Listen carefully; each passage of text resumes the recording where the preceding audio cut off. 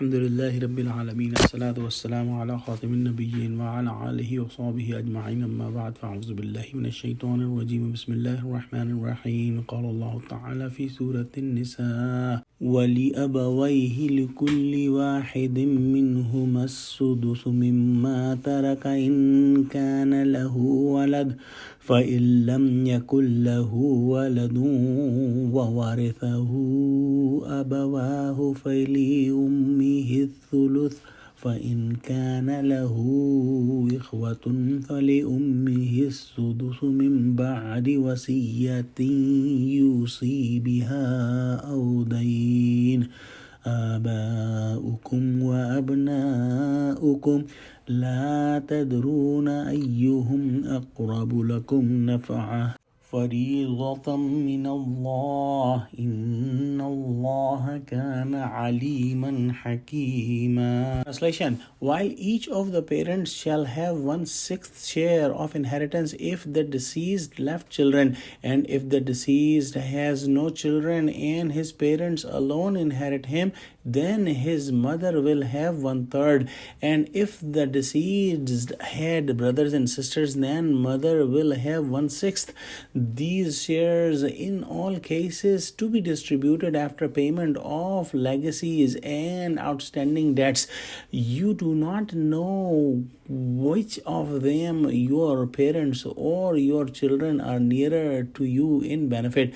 These are obligatory shares settled by the ordinance of Allah, and indeed Allah is all-knowing, all-wise. Now, if the person who died has parents and also has children, then every parent will get 1/6 of the share, meaning mom will get 6th share and the father will get 6th share, and whatever is left will be given to his children. And as said before, sons will get twice as much as daughters.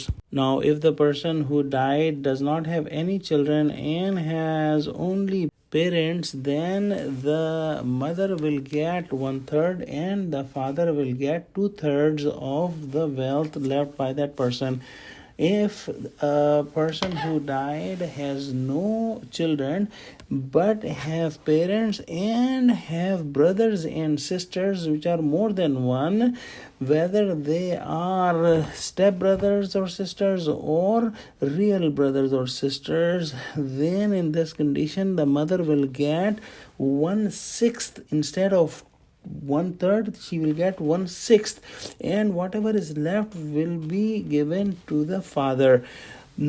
Brothers or sisters will not get any wealth. However, because of their presence, the mother's share was decreased from 1/3 to 1/6. Now, if the father will die, he will leave the inheritance that will be distributed according to the principle described above.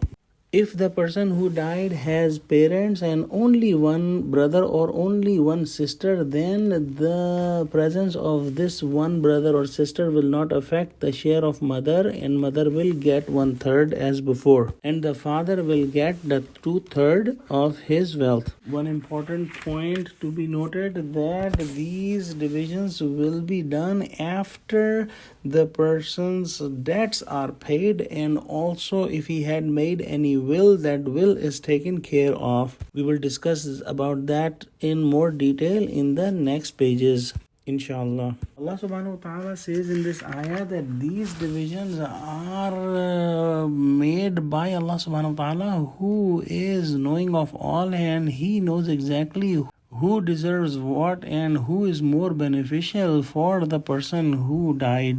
If this will was left on the discretion of the person who's dying, it may have been distributed very, very unjustly. So Allah subhanahu wa ta'ala has made these laws that cannot be changed by anyone, and these must be followed. Let's pray that Allah give us true understanding of Quran. Ameen wa akhiru da'wana alhamdulillahi rabbil alameen. Assalamu alaikum wa rahmatullahi wa barakatuhu.